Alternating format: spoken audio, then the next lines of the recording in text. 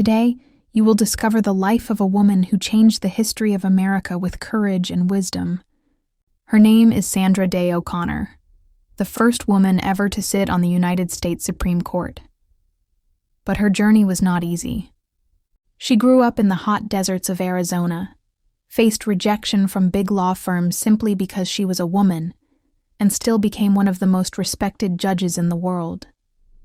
Through this story, you will not only learn about her victories and struggles, but also improve your English listening and speaking skills. You will hear new words, simple sentences, and real events that will make you think deeply. If you listen carefully, you will learn how to describe people, tell events, and talk about history in English. Stay with me till the end, because the lessons in her life can inspire you, guide you, and maybe even change the way you look at your own dreams. Let's begin the journey of Sandra Day O'Connor. Chapter 1. From Desert Dust to Determination.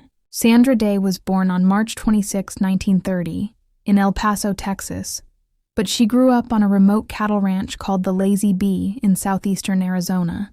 The ranch was huge, almost the size of a small town, but it had no electricity and no running water in the early years.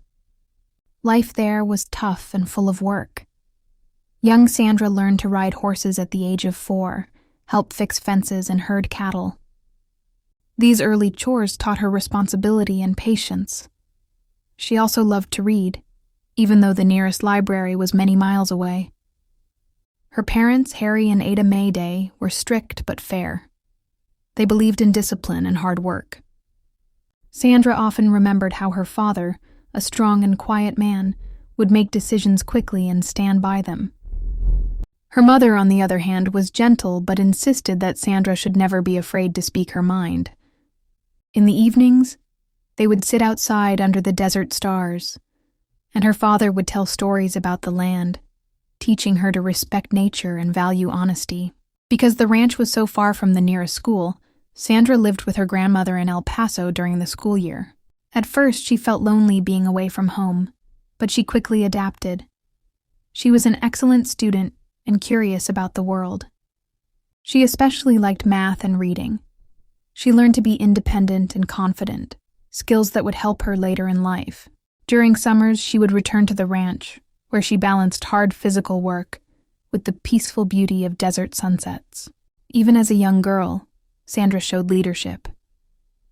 She organized games for other children and often solved disagreements among them. Her parents noticed her sharp thinking and determination. The combination of ranch life discipline, school education, and her family's strong values shaped a young girl who believed she could achieve anything, no matter how big the challenge. These lessons from the dusty Arizona plains stayed with her for the rest of her life. Chapter 2. Stanford Dreams and Legal Hurdles. After graduating from high school early, Sandra Day had her eyes set on something few women in the 1940s dared to dream: studying law. She entered Stanford University at just 16 years old, a remarkable achievement for someone from a remote cattle ranch. At first, she felt intimidated by the big campus and the number of smart students around her. But Sandra worked hard, waking up early, attending every class, and spending late nights in the library.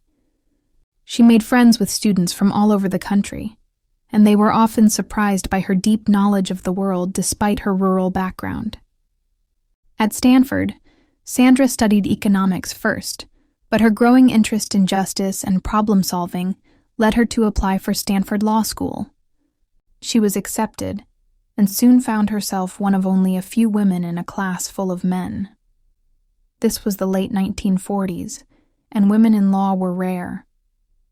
Many professors still doubted that a woman could succeed in such a demanding field. Sandra did not let these opinions stop her.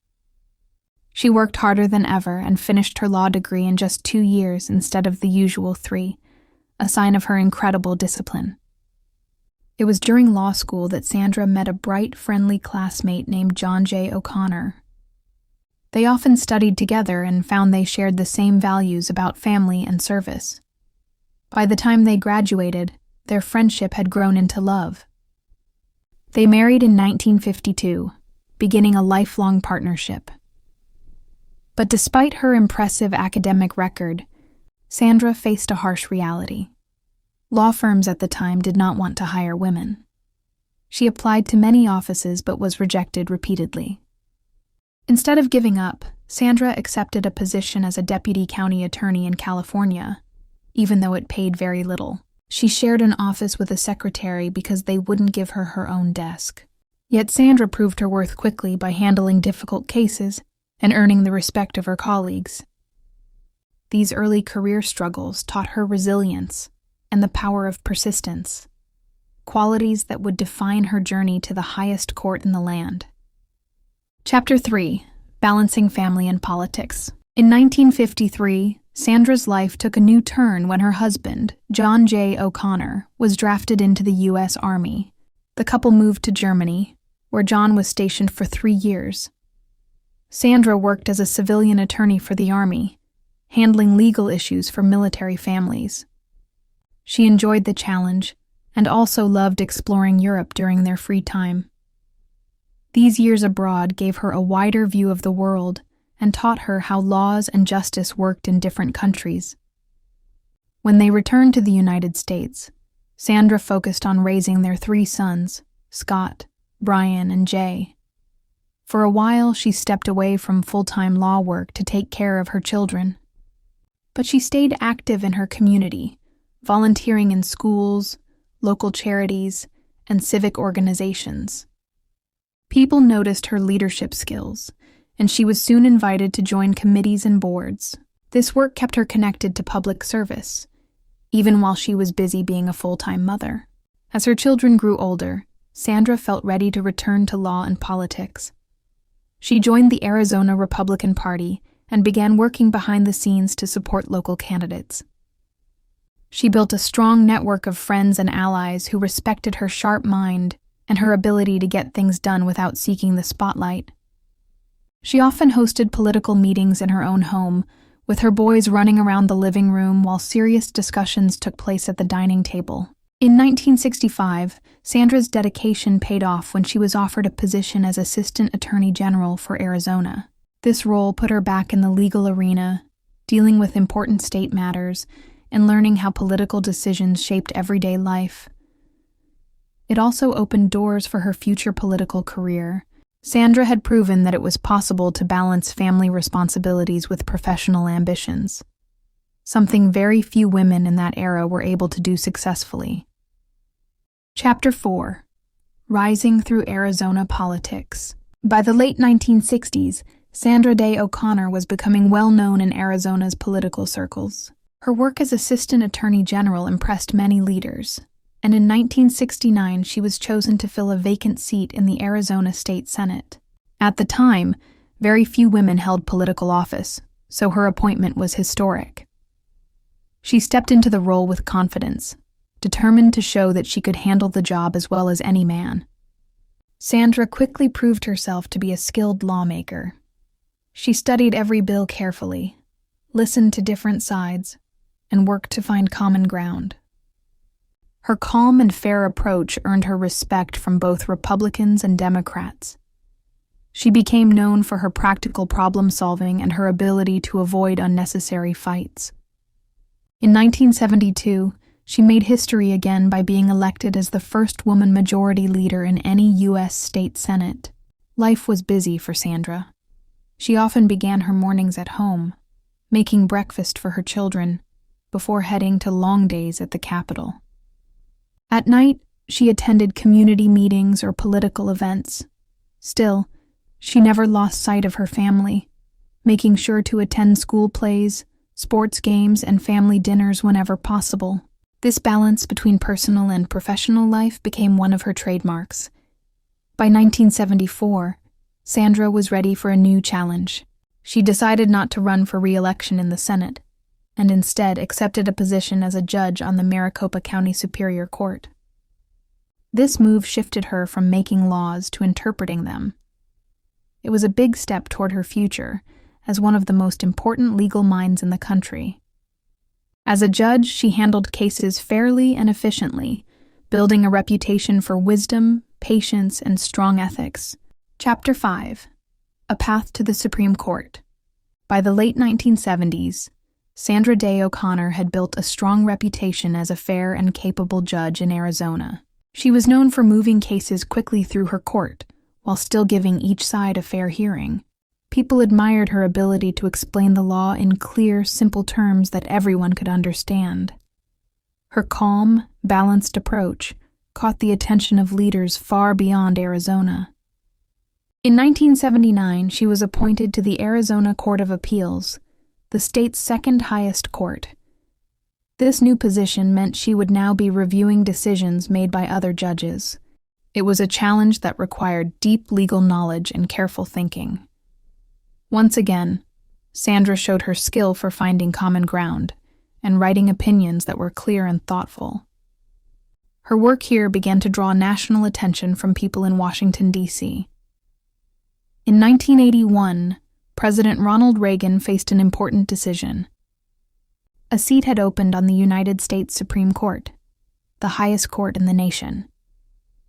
During his campaign, Reagan had promised to appoint the first woman to the court if given the chance. After reviewing many candidates, he chose Sandra Day O'Connor. Her combination of legal expertise, political experience, and strong character made her the perfect choice. The news made headlines around the world. When Reagan announced her nomination, Sandra's life changed overnight. Reporters crowded outside her home, and her phone rang nonstop.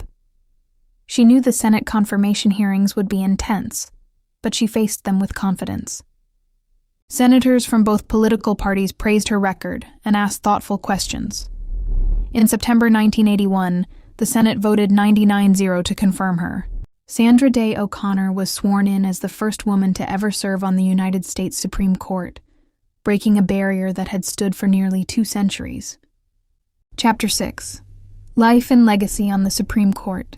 When Sandra Day O'Connor took her seat on the Supreme Court in 1981, history was made. For the first time in 191 years, a woman sat among the 9 justices. She knew the weight of the moment. Young women across America wrote her letters, saying how much her appointment inspired them. Sandra felt a deep responsibility to do her job well, not just for herself, but for every girl who dreamed of breaking barriers. On the court, she quickly became known as a moderate voice. She did not always side with one political view. Instead, she studied each case carefully and decided based on the law and the facts. Often, her vote became the deciding one in close cases. She worked on major issues like women's rights, the death penalty, and the role of religion in schools. Her opinions were thoughtful and aimed at finding balance between competing ideas. Life on the court was demanding, but Sandra handled it with grace. She was the first to arrive at work and often the last to leave. Outside the courtroom, she gave speeches, encouraged civic education, and continued mentoring young lawyers. She also stayed close to her family, making time for her husband, John, and their 3 sons.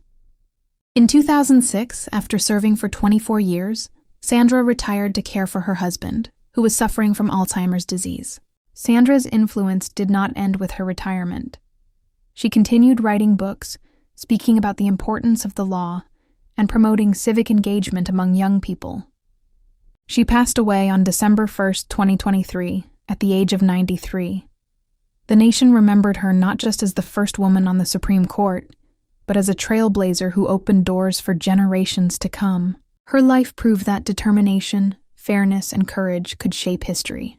And that was the incredible journey of Sandra Day O'Connor, a ranch girl who became the first woman on the United States Supreme Court and a symbol of justice for millions. Her life tells us one thing: obstacles are not the end. They are the beginning of greatness. Now it's your turn. What did you learn from her story? Which part inspired you the most? Tell me in the comments below. I read every single one. If this story inspired you, share it with your friends so they can learn and improve their English too. And don't forget to like this video and subscribe to Glorious English for more powerful life stories that teach you English through real history. See you in the next story.